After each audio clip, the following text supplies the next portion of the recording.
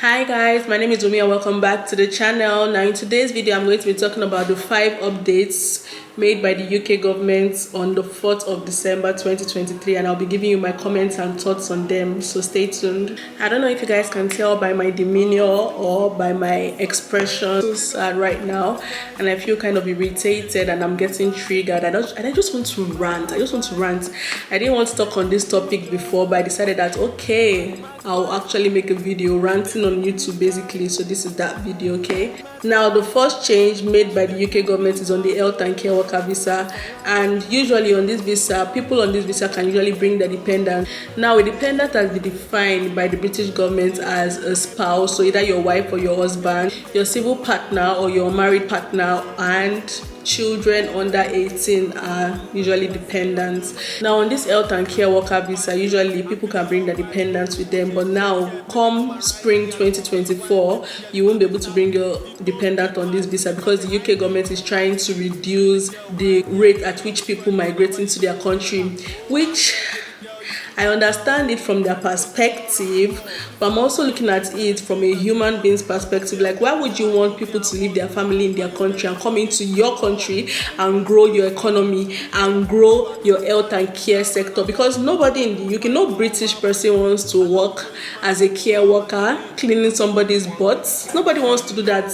So why would you bring foreign workers into your country through this visa, but you're saying they cannot bring their family into the country? That's just ridiculous to me. Like, that does not make sense, and I just wish that Nigerians will not be desperate enough to still go to the UK with that visa, because that's just ridiculous. You're getting the worst end of the stick.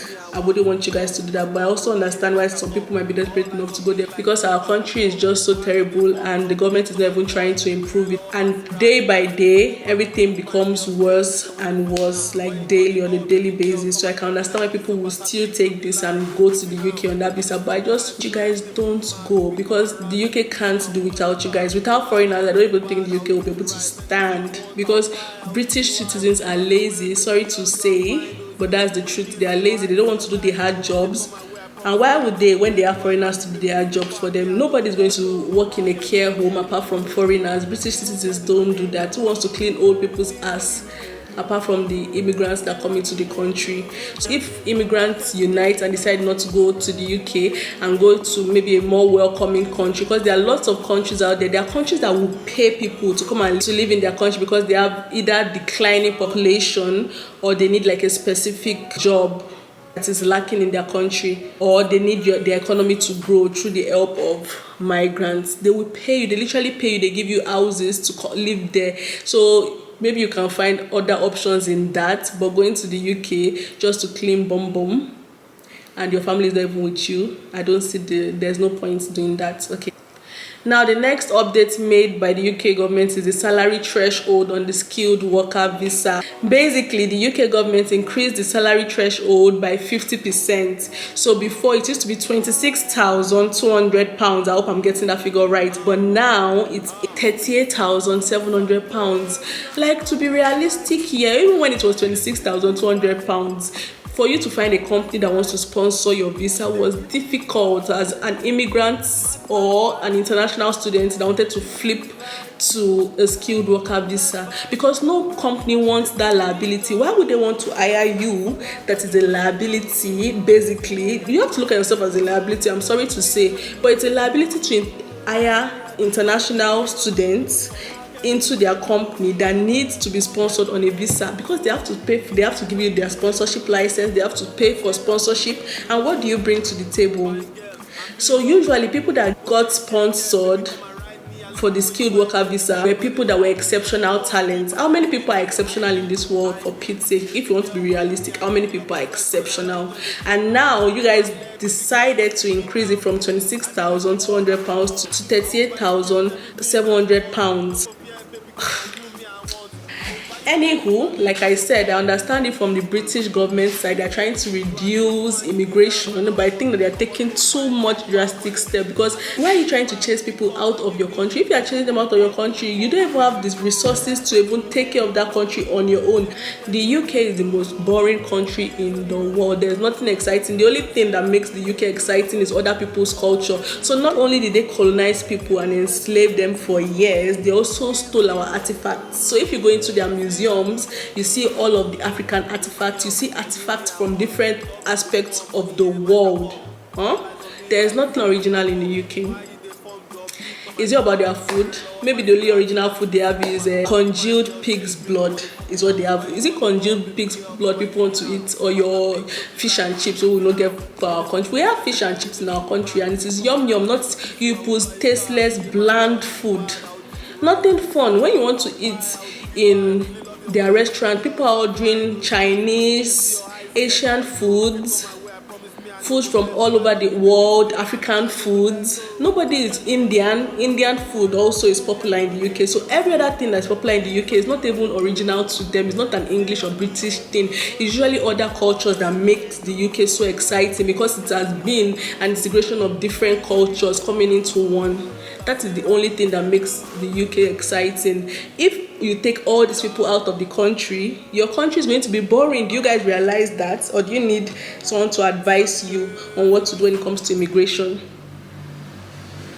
Now, the next update made by the UK government is the shortage occupation list. Now, the UK plan on reducing and reviewing that list. Now, usually the jobs listed on the shortage occupation list is usually exempted from the threshold of a skilled worker visa. So now that the threshold is £38,700 before you can get the skilled worker visa, the jobs on the shortage occupation list does not usually need to meet that threshold because it's on the shortage occupation list. So they had several jobs on that list. Now they plan on reviewing and reducing that list, but I'm sure they will not take the health and the care sector out of the shortage occupation list, because really they are short on health staff. So they want to take all our health professionals from our original countries and take them into their countries and basically use them, and when they don't need them anymore, they are going to dump them and change the list. That is basically how this thing goes. If you guys don't know how the world revolves or how human beings think, we have to look at it from the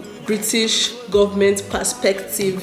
4 to 5 years ago, when Boris Johnson was the Prime Minister and the UK was in financial trouble, they needed people to migrate into the country and help their financial status, because they also planned on exiting from the European Union, which was Brexit, yeah?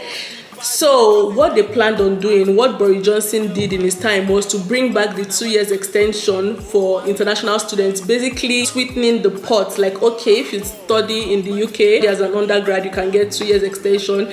Masters also get 2 years extension, but PhD gets 3 years extension, yeah, through the postgraduate route. And that was the only reason Boris Johnson brought it back, to help their financial status. So now you guys have to also look at it from their perspective. Now they are done with you guys, they've used you, they have financial strength and they have financial freedom, so they don't need you guys anymore. What do? They dump you all, okay? And that's what they do.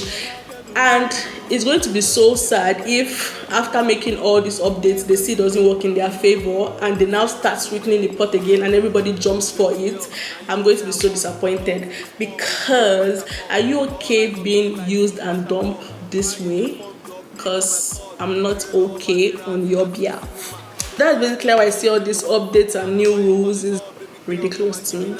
Now, the next update the UK government has made is changing how the family/spousal visa works. Wusa, calm down. Now, they plan on changing the way the family visa works. Before, you can be able to bring your spouse or your family into the UK if you earn the minimum of £18,600. But come spring 2024, which is April 2024, you won't be able to do that. Now, the threshold is £8,700 before you can be able to bring your spouse or your family into the UK. That's ridiculous. How many people are earning £38,700 in a year? Please answer the question. How many people earn that? So now people have to earn £38,700 before even thinking of bringing their spouse into the country. So if you marry or fall in love with somebody that is not a British national, what do? You have to be doing long distance love, intercontinental love. It's crazy, I tell you, it's crazy, it's ridiculous. It doesn't make sense. Why are you trying to break families apart? And later they will say British people are not racist. Because I'm thinking you are trying to chase away all the brown-skinned people and the black-skinned people from your country, and you are not just going to come out directly and say, just like how you chased Europeans from your country, now it's our turn, you want to chase the black and the brown-skinned people from your country. Because you can't tell me any other thing.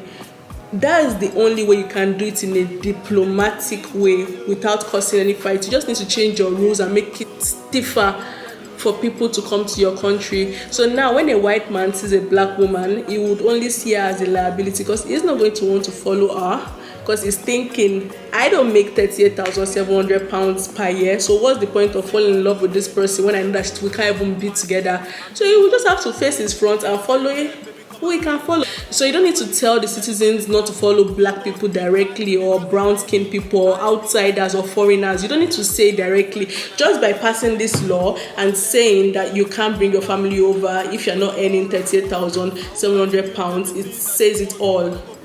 Just by that law, it says it all. Don't follow somebody. don't marry outside. It basically says it all. We don't want interracial relationships. That's basically what you're saying. You don't need to say it, but you're saying it without saying it. And you guys need to dip this. This is the 18th century all over again. This is racism, discrimination.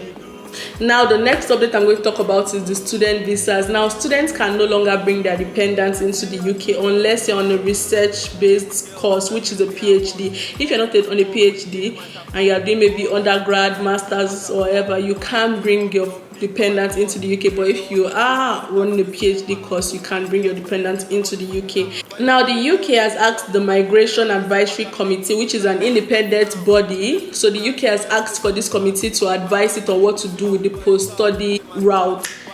And I'm not going to be surprised if they scrap it out altogether, because at this rate, that is also possible. But we have to wait for the decision of the Migration Advisory Committee. But don't be shocked if it's scrapped out, okay? Now, the Home Secretary also reannounced plans to increase the immigration health surcharge fee.